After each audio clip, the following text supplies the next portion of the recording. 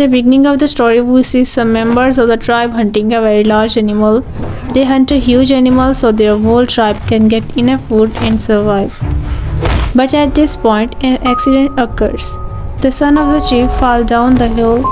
They were all shocked and sad, and because of the great death, they thought his final rites would have to done right there.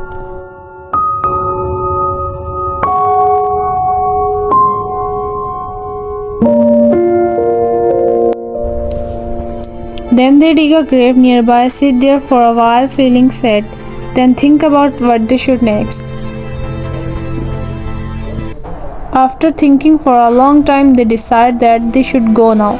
Because the cold was getting worse, it could be dangerous for them. Then they start walking back to their village, and after a long journey, finally they reach at their home in a few days. On the other side, we see the scene of the boy. The boy who had fallen from the hills, for whom the tribe had performed the final rites. The boy had luckily survived. He moves forward thinking he will reach his tribe, but when he reached the hill, no one is there. Father, where are you? The boy stands there sad, realizing that he must find his way home on his own. He looks around to see which direction to go and begins his journey. He keeps walking and does not give up because he hopes that he will surely reach his home.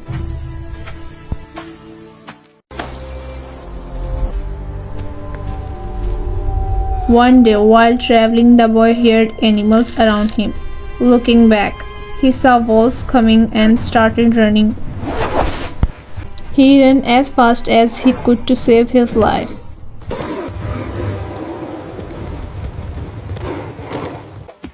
He climbed a tree and he knew that wolves would leave by night, so he spent the night there.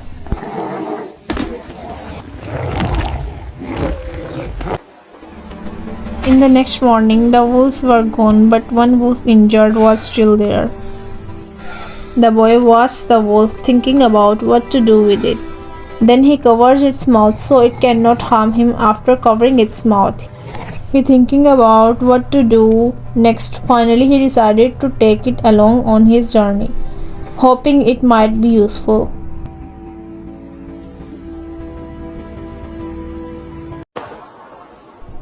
The boy starts traveling with the wolf. They continue their journey. During the journey, he feels very hungry. He tries to eat grass, but he is not used to it, so he cannot eat. Then he sits down, and he was so tired. Suddenly, a mouse comes near him. The boy tries to catch it, but it runs away. Then the wolf catches it and brings it to the boy. Seeing this, the boy is very surprised. Then the boy cooks the mouse and looks at the wolf, thinking that bringing the wolf along was a good decision. The boy had eaten after many days, so he was very happy. He continues his journey with the wolf and they keep traveling. One day, during their journey, a river comes in their path. The boy becomes very sad when he sees the river, but he realizes there is no choice but to cross it. He stands there looking for a way and then starting crossing the river. It was very difficult because the current was very strong, but in the end, he somehow manages to cross it.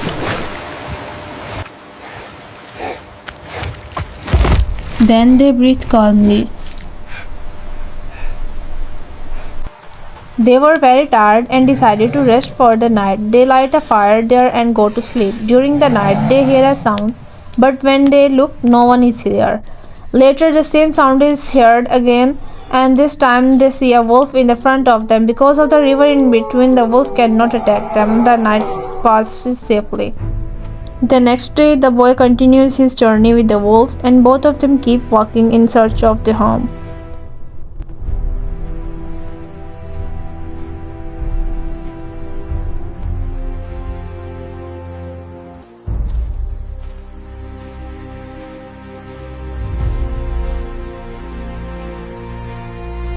After traveling like this for a few days, one day a black bear appears in front of them. The black bear attacks the wolf and kills it. The man then kills the bear and he feels very deep sorrow over the death of the wolf. Now the boy was left all alone, and because of this he felt very sad. He made a grave for the wolf and sat there for some time. Now he realized that he would have to complete the rest of his journey all by himself. The next journey was very difficult. After thinking for a while and giving it a lot of thought, he begins his next journey. Because he knows that if it starts to snow, reaching home will become even more difficult for him.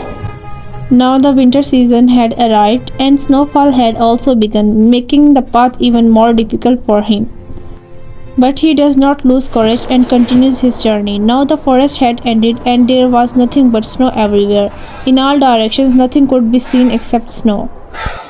He feels that he has lost his way, but even then he continues his journey. Finally, he gets tired and sits down, and in a state of despair, he looks up at the sky. Suddenly, he hears the sound of barking. When he looks back, he sees a pack of wolves coming towards him, and he gets up and starts running. It seems as if he might escape from the wolves by running, but his body does not cooperate and he falls. The wolves drag him away, and at the same time, his soul separates from his body.